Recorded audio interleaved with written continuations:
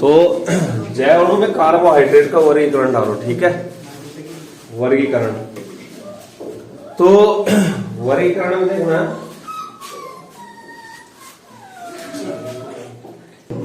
तो कार्बोहाइड्रेट का वर्गीकरण देखना, ठीक है। तो 2-3 आधार है कार्बोहाइड्रेट के वर्गीकरण के। पहला जो आधार है वो मोनोसैकेराइड की संख्या के आधार पर बोल लो या फिर जल अपघटन के आधार पर, कि जैसे जो है हमारे पास जो कार्बोहाइड्रेट होगा उसका जब जल अपघटन करवाएंगे तो कितनी यूनिट वो कार्बोहाइड्रेट की देता है, ठीक है, जल अपघटन के आधार पर, या फिर मोनोसैकेराइड की संख्या के आधार पर, ठीक है। तो हेडिंग लगाना इसमें आधार क्या है। जैसे दूसरा आधार होता है अपचयन क्षमता के आधार पर, और तीसरा होता है स्वाद के आधार पर, मीठा है कि नहीं है, ठीक है। जैसे जो है कार्बोहाइड्रेट है तो ये एक्चुअल में ग्रीक वर्ड सैकेरोन से लिया गया है। किससे लिया गया है? सैकेरोन, जिसका मतलब मीठेपन से होता है, मीठी शर्करा, ठीक है, सैकेरोन से। ग्रीक वर्ड सैकेरोन,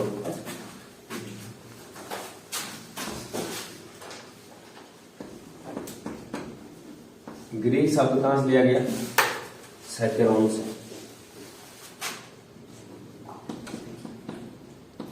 शब्द सैकेरोन, जिसका मतलब क्या है? मीठा, ठीक है, ये है। तो अब पहला देखो,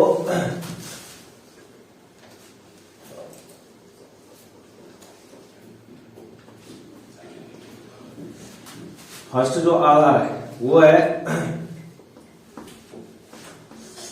शर्करा की इकाइयों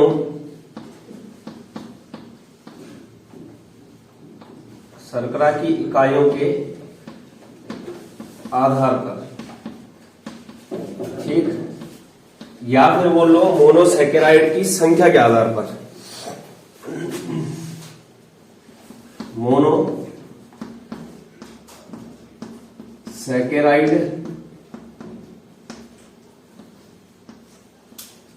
की संख्या के आधार पर, और वो मोनोसैकेराइड की जो संख्या आएगी वो किसके आधार पर आएगी? जल अपघटन के आधार पर।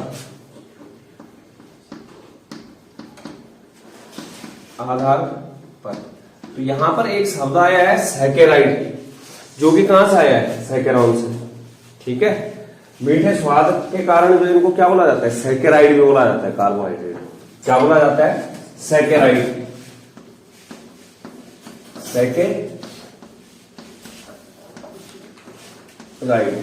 सैकेराइड बोला जाता है। तो इसको डालो। अब जैसे पहला जो है वो है मोनोसैकेराइड। क्या है? मोनोसैकेराइड।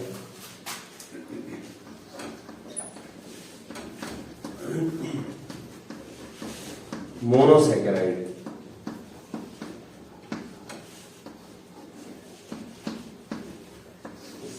ठीक है। तो ये जो है सरलतम कार्बोहाइड्रेट है। क्या है? सरलतम कार्बोहाइड्रेट, मतलब सरलतम पॉलीहाइड्रोक्सी एल्डिहाइड या फिर सरलतम पॉलीहाइड्रोक्सी कीटोन है, जिनका जल अपघटन कराने पर ये आगे डिवाइड नहीं होते हैं। क्योंकि ये सबसे निम्नतम कार्बोहाइड्रेट में कौन सा आ गया? मोनोसैकेराइड। शर्करा की इकाई मोनोसैकेराइड की संख्या के आधार पर, मतलब ये जल अपघटन नहीं दर्शाते हैं, ठीक है। जैसे तुम इनका क्या करोगे? जल अपघटन, तो जल अपघटन यहाँ पर नहीं प्रदर्शित करने वाले हैं। क्यों? क्योंकि ये क्या है? सबसे सरलतम मोनोसैकेराइड है, मतलब आगे जो है इनको सरल यौगिकों में नहीं तोड़ा जा सकता है, लेकिन कार्बोहाइड्रेट नहीं बनेगा वो, ठीक है। तोड़ने के लिए तो C6H12O6 किसमें? CO2H टूट जाएगा O2 में, है ना। लेकिन यहां पर क्या है कि वो सैकेराइड की उसमें नहीं आएगा वो। फिर तो कहने का मतलब मोनोसैकेराइड वे पॉलीहाइड्रोक्सी एल्डिहाइड या फिर कीटोन है जिनका जल अपघटन करने पर इनको आगे नहीं विभाजित किया जा सकता है, ठीक है। तो वे सरलतम कार्बोहाइड्रेट, वे सरलतम कार्बोहाइड्रेट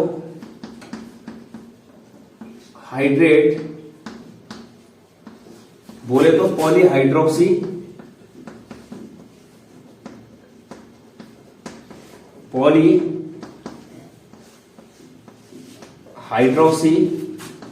एल्डिहाइड या फिर क्या कीटोन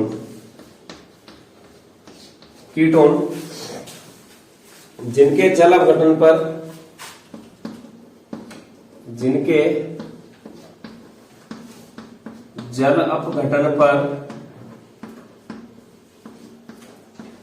पर कोई शर्करा इकाई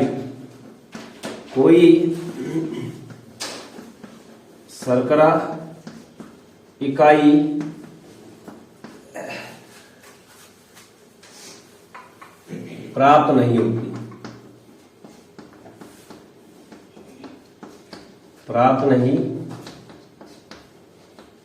होती। ठीक है, मतलब जिनको और अधिक सरल यौगिकों मतलब जिनको और अधिक सैकेराइड में जिन्हें और अधिक सरल शर्करा में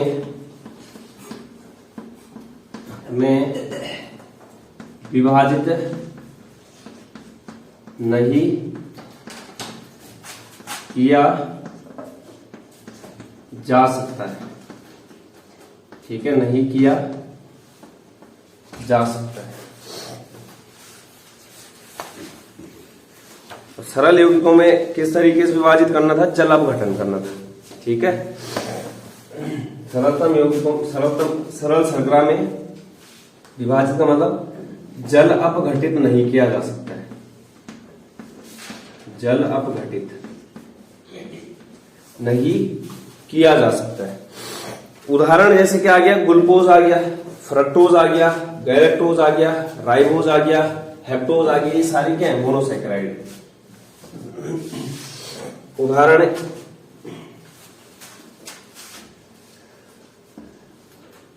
ग्लूकोज, फ्रक्टोज, गैलेक्टोज,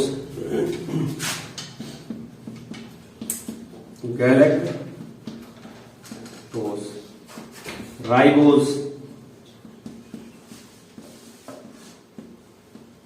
ठीक है, हेप्टोज,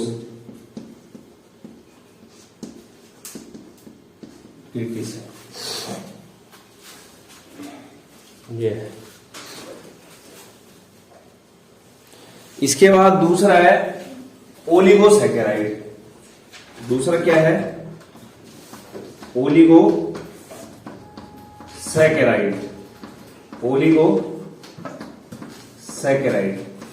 तो ओलिगो जो शब्द है उसका मतलब होता है 2 से लेकर और 10 तक की रेंज। क्या है? 2 से लेकर 10 तक की रेंज है, मतलब 2 से 10 के मध्य मोनोसैकेराइड इकाइयां प्राप्त होंगी। कहने का मतलब अगर ओलिगोसैकेराइड का मैं जल अपघटन करवाऊंगा तो मुझे क्या प्राप्त होने वाला है? मोनोसैकेराइड। और वो हो सकता है 2, वो हो सकता है 3, वो हो सकता है 4, वो हो सकता है 10 तक। 2 से लेकर 10 तक। अगर 2 होगा डाइसैकेराइड आ जाएगा, अगर 3 होगा ट्राइसैकेराइड आ जाएगा, अगर 4 होगा टेट्रा, अगर 5 होगा पेंटा। इस तरीके से 2 से लेकर 10 तक की मोनोसैकेराइड की इकाइयां यहां पर प्राप्त होती है। 2 से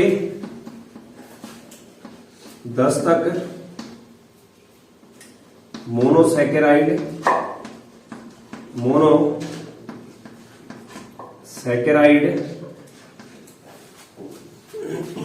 इकाइयां, ये मतलब होता है।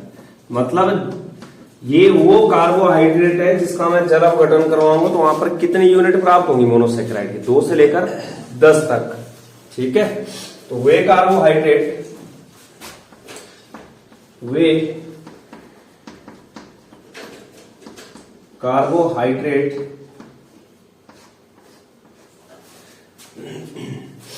जिनके जल अपघटन से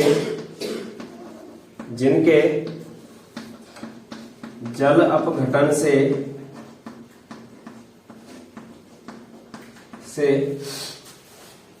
मोनोसैकेराइड की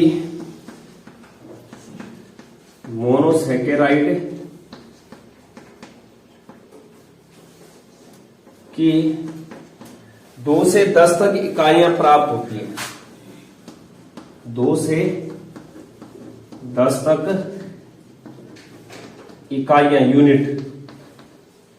इकाइयां प्राप्त होती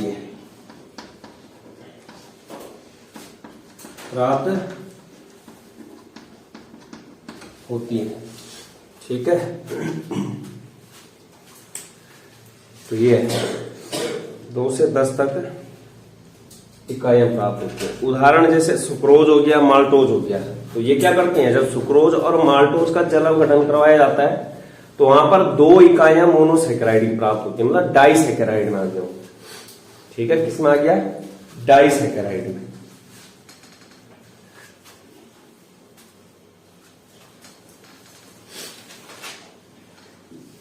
उदाहरण ले जैसे सुक्रोज और माल्टोज। उदाहरण सुक्रोज और माल्टोज। ठीक है, जब इनका क्या करवाया जाएगा, जल अपघटन, तो क्या प्राप्त होगा, जल अपघटन। तो क्या प्राप्त होता है, ये डाइसैकेराइड है।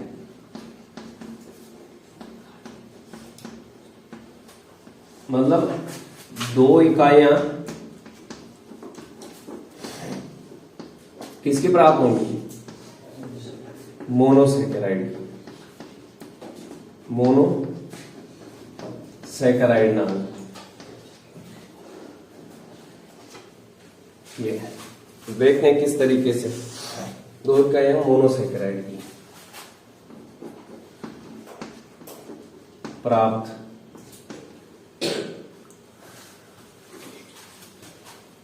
ये मोनोसैकेराइड वाला उतार दिया होगा।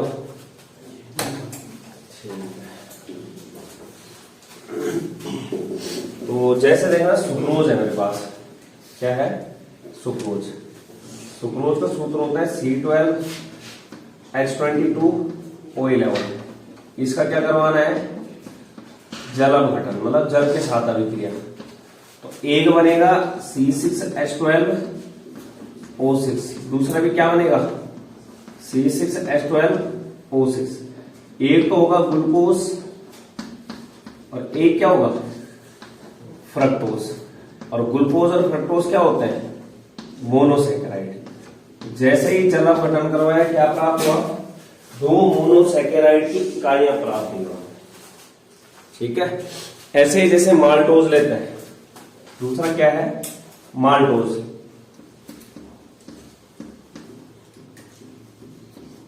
ये क्या था, सुक्रोज था।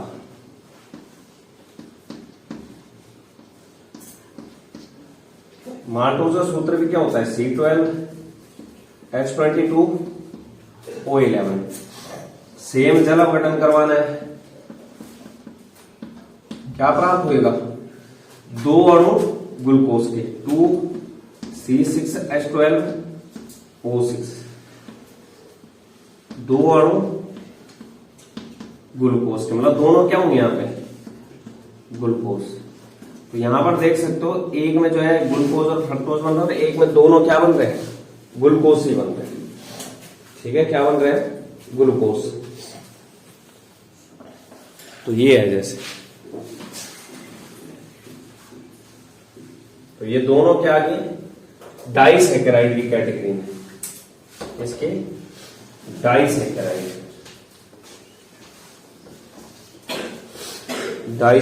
की। ठीक है, और ये पूछा भी आता है, जैसे भाई वगैरह में क्वेश्चन आता है, माल्टोज के जल अपघटन से क्या प्राप्त होता है, या फिल इन द ब्लैंक्स, या फिर क्या ऑप्शनल में आता है, 2 अणु क्या प्राप्त होंगे, ग्लूकोज ही। इसके बाद अगला आता है पॉलीसैकेराइड। तीसरा क्या है, सी वाला, पॉलीसैकेराइड। पॉली का मतलब मैनी, बहुत सारे, तो अब ओलिगो की रेंज क्या थी, 2 से लेकर 10 तक। तो पॉली का मतलब क्या हो जाएगा, 10 से अधिक। अगर क्या होती है, जैसे हम ये वो कार्बोहाइड्रेट होता है जिसका जल अपघटन कराने पर जो है 10 से अधिक मोनोसैकेराइड की इकाइयां प्राप्त होंगी। किसमें, पॉली में।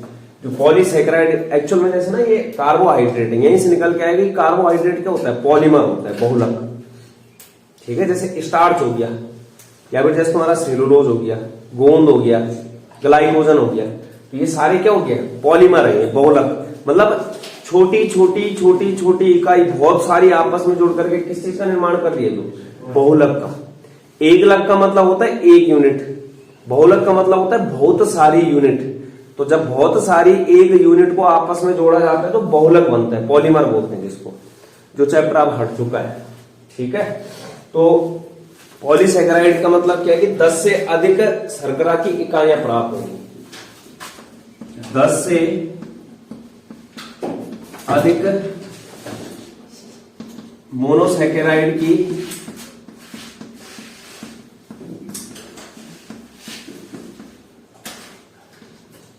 या फिर शर्करा की इकाइयां प्राप्त होती हैं। ठीक है, तो वे कार्बोहाइड्रेट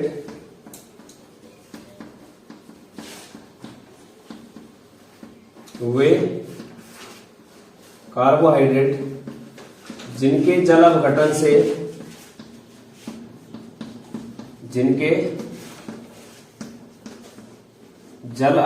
से मोनोसैकेराइड की 10 से अधिक मोनोसैकेराइड की 10 से अधिक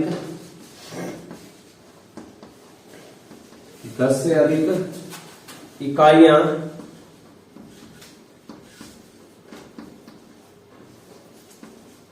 प्राप्त होती है। ठीक है, 10 से अधिक इकाइयां प्राप्त होती है। जैसे स्टार्च हो गया, सेलुलोज हो गया, ग्लाइकोजन हो गया, या गोंद हो गया। क्या हो गया, उदाहरण स्टार्च, सेलुलोज,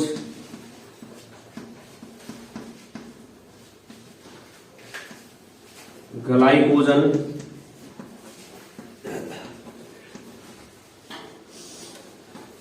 गोंद। ठीक है, तो इनको ना अशर्करा भी बोला जाता है, नॉन शुगर, क्योंकि स्वादहीन होने के कारण, मीठा स्वाद नहीं होता है। ठीक है, स्वाद में मीठा न होने के कारण क्या बोला जाता है इनको, अशर्करा भी। क्या बोला जाता है, अशर्करा,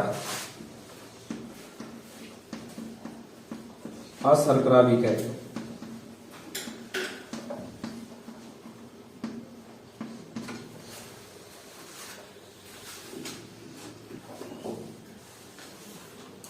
सवाल अगर पूछता है तो सवाल है समझने वाला है कि निम्नलिखित में से पॉलीसैकेराइड है, या फिर डाइसैकेराइड का उदाहरण दो, या फिर ओलिगोसैकेराइड का उदाहरण लिखिए, या फिर कई बार एक आध नंबर में परिभाषा आ जाती है।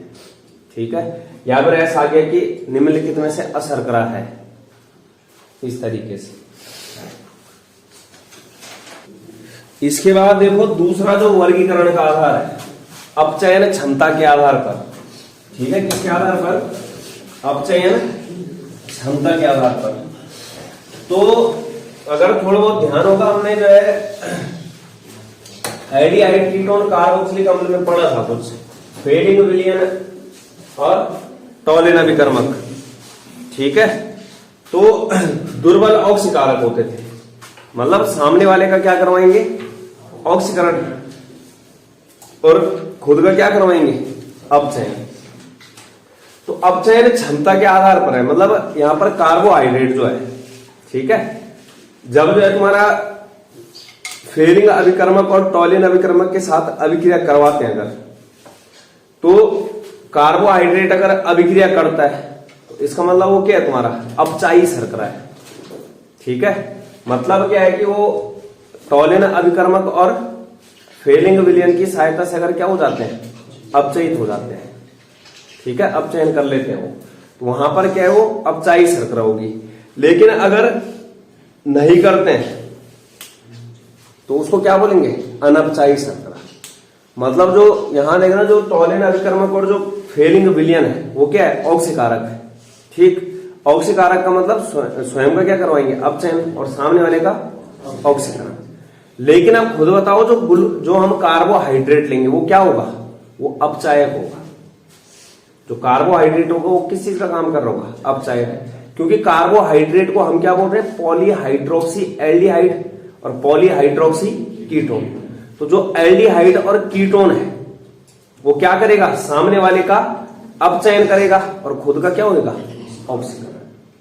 तो अगर इस तरीके की कुछ कर पा रहा है तो उसको अगर वहां पर मतलब जो कार्बोहाइड्रेट है वो फेलिंग विलयन और टॉलिन अभिकर्मक के साथ अगर अभिक्रिया कर रहा है तो इसका मतलब वो उसका क्या कर पा रहा है, अपचयन।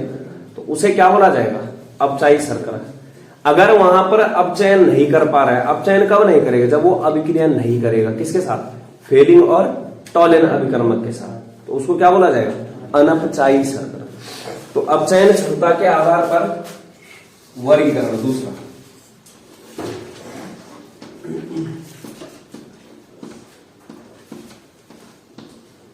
अपचयन क्षमता के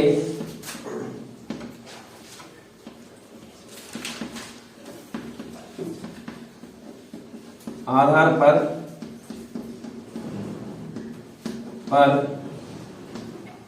वर्गीकरण, ठीक है। तो हमारे पास क्या होता है, दुर्बल ऑक्सीकारक होते हैं। क्या होते हैं, दुर्बल ऑक्सीकारक।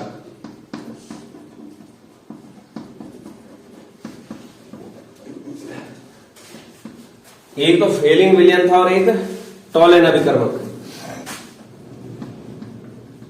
फेलिंग अभिकर्मक और टॉलिन रिएजेंट, टॉलिन अभिकर्मक। तो एक चीज देखना यहां पर, ऑक्सीकारक। ऑक्सीकारक का मतलब स्वयं का अपचयन करके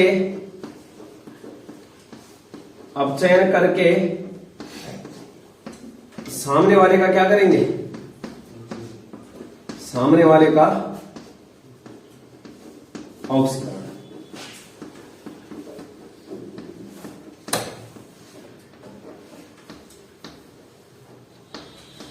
ये स्वयं का क्या करेंगे, अपचयन, लेकिन सामने वाले का क्या करेंगे, ऑक्सीकरण, ठीक है। ये है तो मतलब जब दुर्बल ऑक्सीकारक फेलिंग अभिकर्मक और टॉलिन अभिकर्मक के साथ अभिक्रिया करवानी है तो इनका क्या हो रहा है, अपचयन हो रहा है, पर स्वयं का क्या हो रहा है, अपचयन। तो मतलब जो सामने बैठा है वो क्या है, अपचायक है। जो कार्बोहाइड्रेट है वो किसकी तरह बिहेव करेगा, यहाँ पर अपचायक की तरह। तो यहां पर जो है इनके साथ अभिक्रिया के आधार पर है। पहली शुगर कौन सी होती है, अपचायी। कौन सी है, अपचायी शर्करा, रिड्यूसिंग शुगर बोलते हैं इसको, अपचायी शर्करा। तो वे शर्करा अथवा कार्बोहाइड्रेट, वे शर्करा अथवा कार्बोहाइड्रेट जो फेलिंग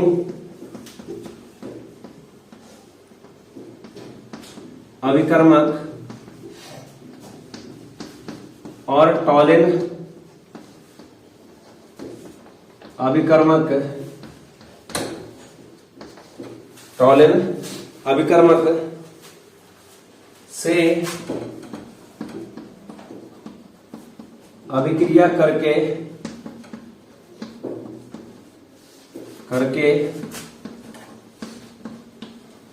इनको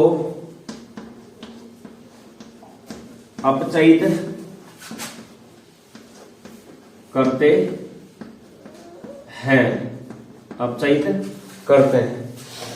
ठीक है, मतलब जो क्या करेंगे, टॉलेन अभिकर्मक और फेलिंग अभिकर्मक के साथ अभिक्रिया दर्शाएंगे, उन्हें बोला जाएगा।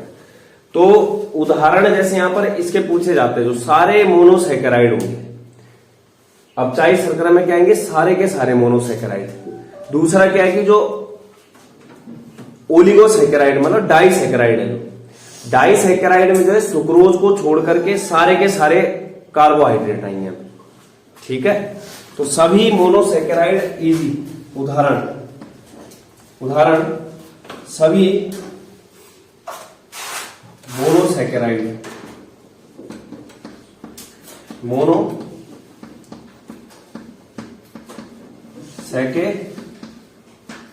आ गए। उदाहरण क्या हो गया, ग्लूकोज हो गया, फ्रक्टोज हो गया, गैलेक्टोज हो गया। ग्लूकोज, फ्रक्टोज और क्या, गैलेक्टोज। ये राइबोज भी आ गया ये। और दूसरा क्या है, डाइसैकेराइड, जैसे माल्टोज हो गया, लैक्टोज हो गया, लेकिन सुक्रोज नहीं आएगा यहां पे। ठीक है, डाइसैकेराइड,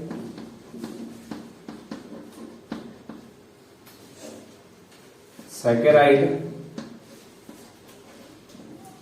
क्या, माल्टोज हो गया और लैक्टोज हो गया।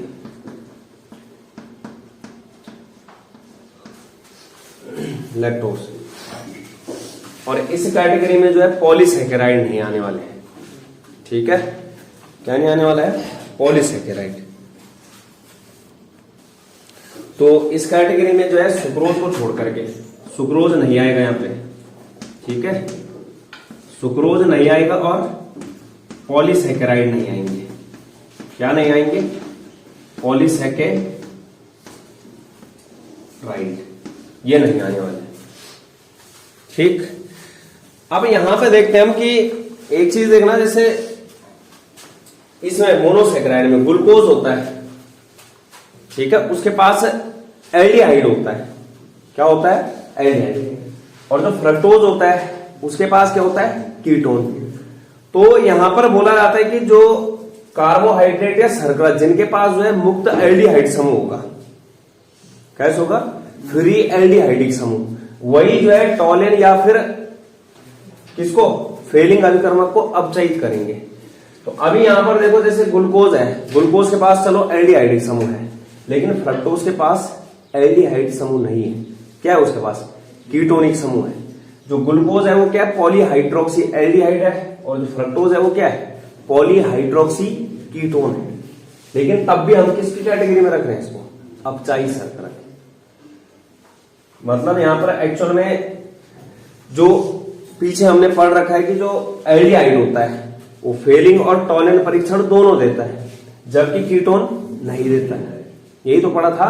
कीटोन क्या है यहां पर, मतलब जो कीटोन है उसकी क्रियाशीलता क्या है, कम है, एल्डिहाइड की ज्यादा है। तो एल्डिहाइड जो है फेलिंग के साथ भी देता है परीक्षण और टॉलेन के साथ भी देता है, इसका तो माना।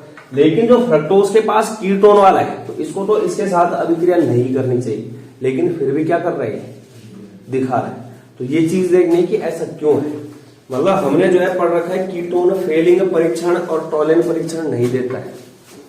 सुन रहे हो, इसको कर दीजिए वाला नोट। कीटोन फेलिंग और टॉलेन परीक्षण नहीं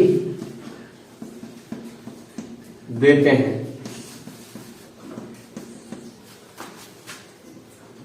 लेकिन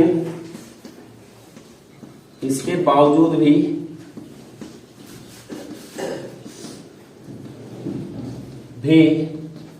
फ्रक्टोज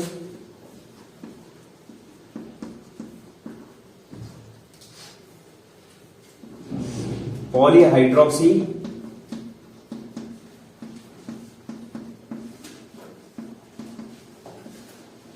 कीटोन है, polyhydroxy ketone, fructose polyhydroxy ketone अपचाई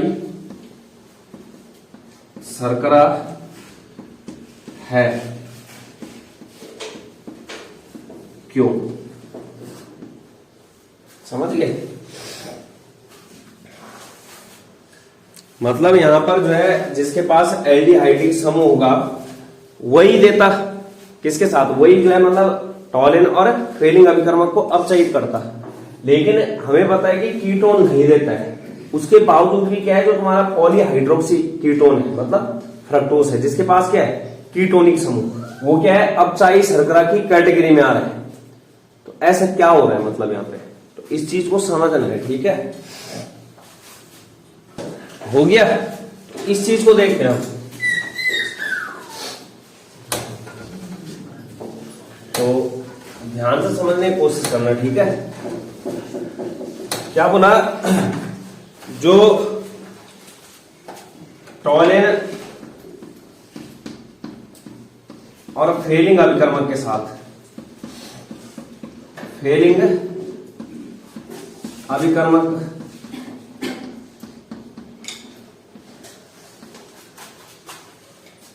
के साथ एल्डिहाइड अभिक्रिया करता है। एल्डिहाइड परीक्षण देता है। ठीक है, लेकिन कीटोन नहीं। ठीक, ये था। अब फ्रक्टोज में क्या होता है? फ्रक्टोज में क्या होता है? कीटोनिक समूह। तो इस बिहाफ पे जो है फ्रक्टोज को भी क्या है, फेलिंग अभिकर्मक और टॉलिन अभिकर्मक से अभिक्रिया नहीं करनी चाहिए। किस कारण से? कीटोनिक समूह की उपस्थिति के कारण से। फ्रक्टोज को भी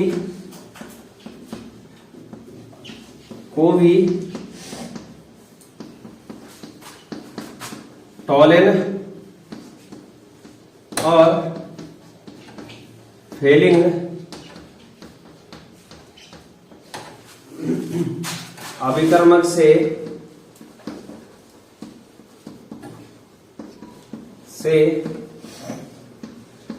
अभिक्रिया नहीं करनी चाहिए। ठीक है, लेकिन यहां पर ऐसा क्या हो रहा है ना? तो यहां पर एक्चुअल में पता क्या हो रहा है, जब हम वहां पर जो है देखना फेलिंग के साथ अभिक्रिया करवाते थे, ठीक है, या फिर टॉलिन के साथ अभिक्रिया करवाते थे, जो वहां पर मीडियम लिया जाता था वो क्षारीय माध्यम लिया जाता था। तो वहां पर क्षारीय माध्यम में जब लेते थे तो वहां पर जो कीटोनिक समूह है वो अपने आप को जो है एल्डिहाइडिक समूह में कन्वर्ट कर लेता है। ठीक है, किस में कन्वर्ट कर लेता है? एल्डिहाइडिक समूह में। तो जैसे ही एल्डिहाइडिक समूह में जाएगा तो वैसे ही वो क्या कर लेगा, फिर टॉलिन और फेलिंग के साथ अभिक्रिया कर लेगा। मतलब क्या है कि यहां पर ना जो टॉलिन और फेलिंग के साथ जब अभिक्रिया करते हैं तो मीडियम कैसे लिया जाता है? क्षारीय माध्यम। जैसे जो है जो हमारा टॉप फेलिंग वाला होता था Cu2 प्लस और OH माइनस लेते थे क्षारीय माध्यम। ठीक है, ऐसे जो है कौन सा जो टॉलिन वाला होता था NH4OH वहां पे आता था OH। ठीक है, NH3 का वोल्ट वाइज OH इस तरीके से आगे सिल्वर रहता था। तो मतलब यहां पर माध्यम क्या लिया जा रहा है, जब टॉलिन और फेलिंग के साथ अभिक्रिया हो रही है तो क्षारीय माध्यम है, वो क्षारीय मीडियम क्या कर देता है, इस फ्रक्टोज में उपस्थित कीटोनिक समूह को किस में कन्वर्ट कर देता है? एल्डिहाइडिक समूह में। ठीक है, और एल्डिहाइडिक समूह जो है आसानी से क्या दे देता है? टॉलिन और फेलिंग को अपचयित कर देता है। ठीक है, करनी चाहिए, लेकिन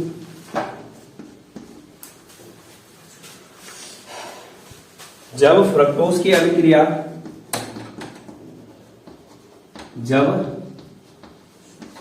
फ्रक्टोज की अभिक्रिया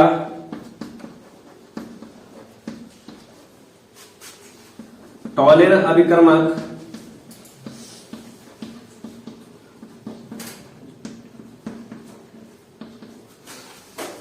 और फेलिंग अभिकर्मक से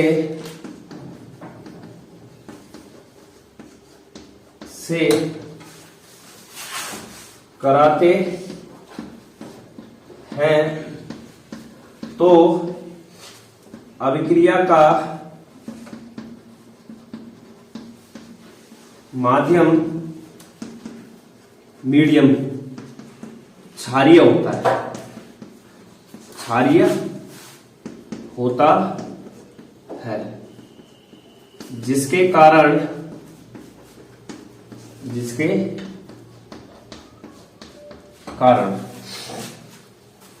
फ्रक्टोज जो कि क्या है, कीटोनिक समूह वाला शुगर, कीटोनिक समूह वाली वाली शर्करा फ्रक्टोज जो कि क्या होता है, कीटोनिक समूह वाली शर्करा क्षारीय माध्यम में, किसमें, क्षारीय माध्यम में किसमें कन्वर्ट हो जाता है, एल्डिहाइडिक समूह वाली शर्करा में, एल्डिहाइडिक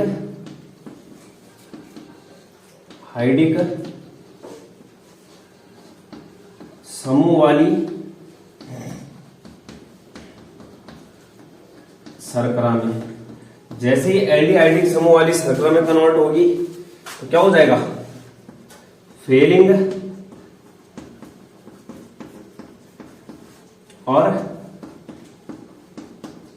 टॉलेन, ठीक है, फेलिंग और टॉलेन अभिकर्मक के साथ क्या करेगी, रिएक्शन करेगी। फेलिंग और टॉलेन अभिकर्मक के साथ क्या दिखाएगी, रिएक्शन।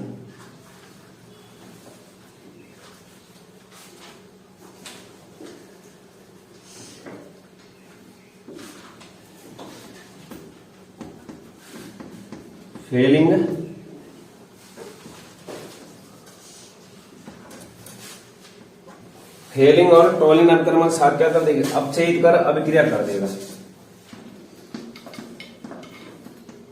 अपचयित करके अभिक्रिया, अपचयित करके क्या हो जाएगी, अभिक्रिया हो जाएगी।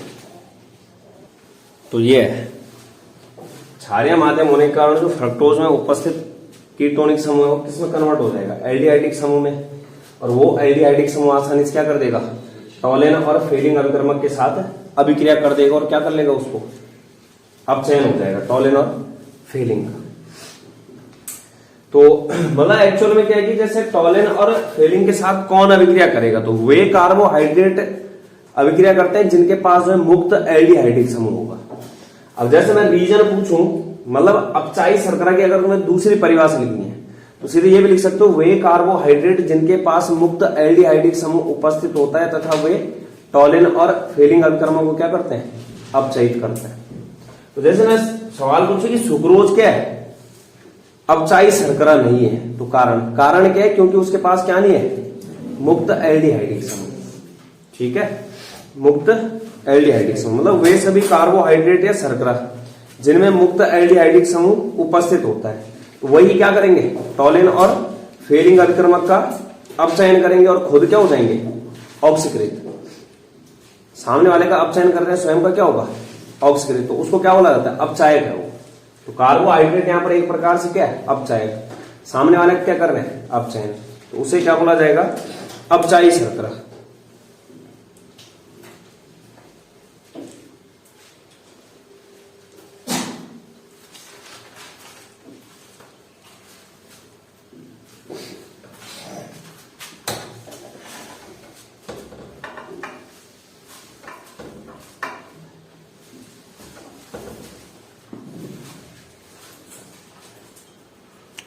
तो लिख लेना, वे कार्बोहाइड्रेट या शर्करा जिनमें मुक्त एल्डिहाइडिक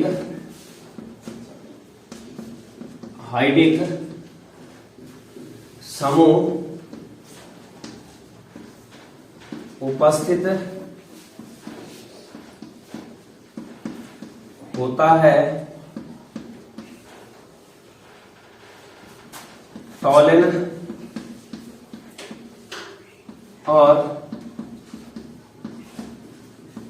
फेलिंग अभिकर्मक से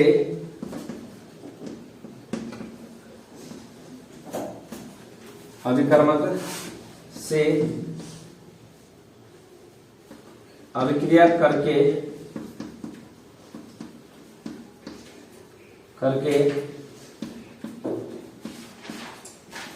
उन्हें अभिक्रिया करके अपचयन करते हैं,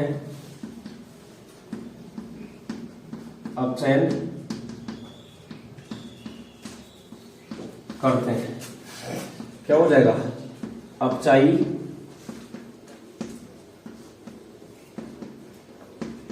शर्करा। ठीक है, अपचाई शर्करा। तो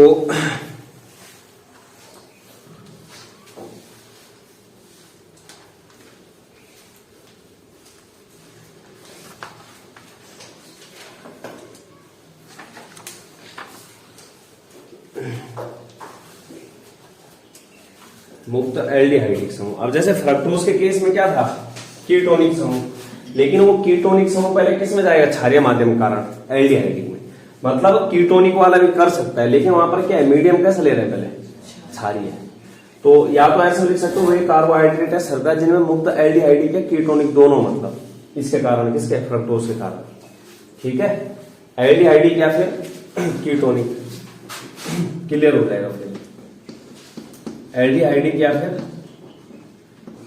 क्योंकि जो मुक्त कीटोनिक समूह होगा वो पहले किसमें कन्वर्ट होगा, एल्डिहाइडिक।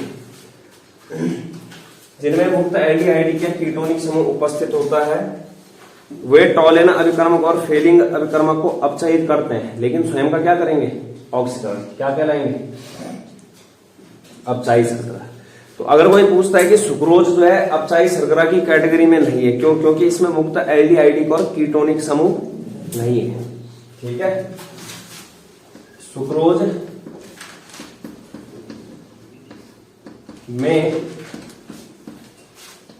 मुक्त एल्डिहाइडिक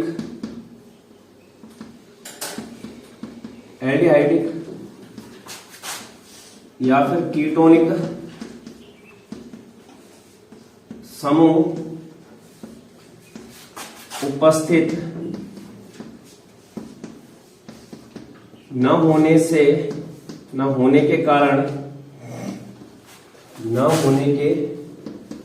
कारण यह अपचायी शर्करा नहीं होती है, बल्कि कौन सी होगी, अनपचायी शर्करा। ये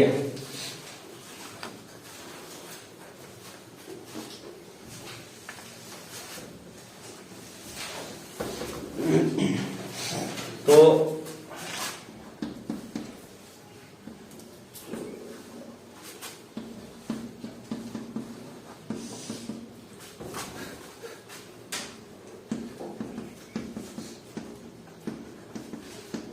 ये है, जैसे माला फिरे गली गली, ये ना सीधे तरीका है किसको याद रखने का, अपचायी शर्करा को।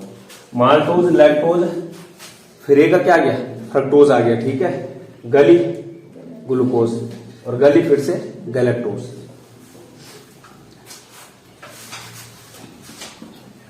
अरे माल्टोज लैक्टोज, फ्रक्टोज, ग्लूकोज और गैलेक्टोज। ये क्या है? ठीक है, ये क्या है? तरीका है किसको याद रखने का? अपचाई शर्करा को।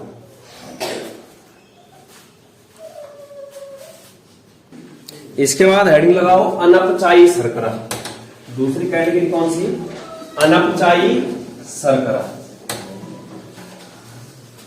अनपचाई शर्करा।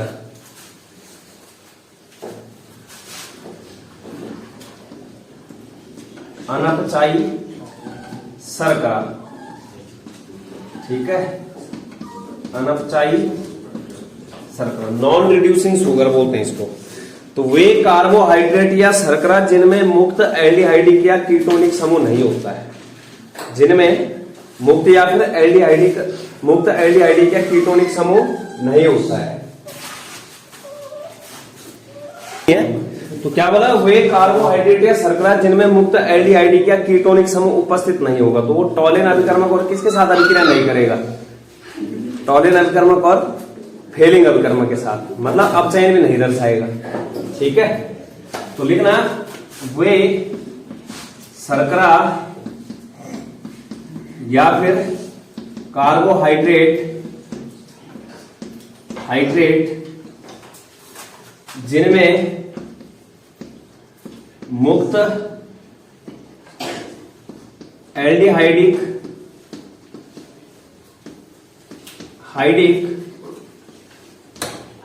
या फिर कीटोनिक समूह, देखो तुमने उसकी चालबाजी जब पढ़ा रहे ना तो वो शांत रह रहा है कि सुन रहा हूं मैं भी।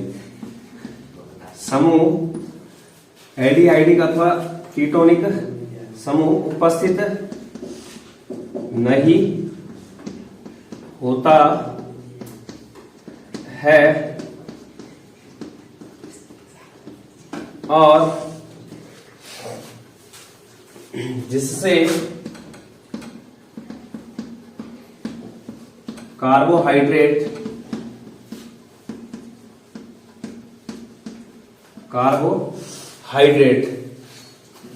फेलिंग और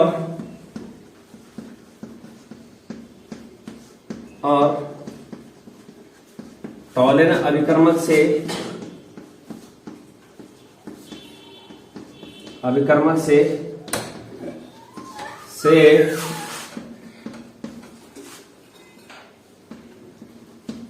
अभिक्रिया नहीं करते हैं और अपचयन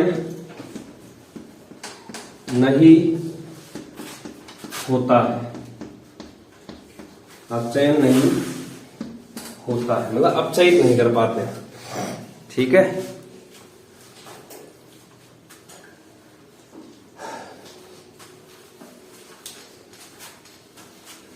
ये अपचयन नहीं होता। उदाहरण जैसे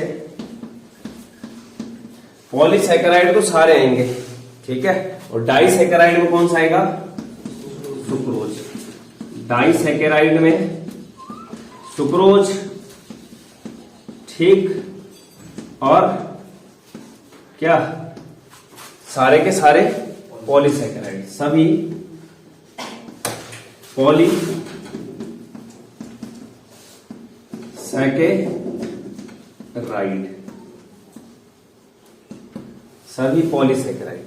तो क्या बोला? वे कार्बोहाइड्रेट या शर्करा जिनमें मुक्त एल्डिहाइडिक या कीटोनिक समूह उपस्थित नहीं होता है, जिससे ये कार्बोहाइड्रेट फेलिंग और टॉलिन परीक्षण नहीं देते हैं और क्या है? फेलिंग और टॉलिन अभिकर्मक का अपचयन नहीं करते हैं।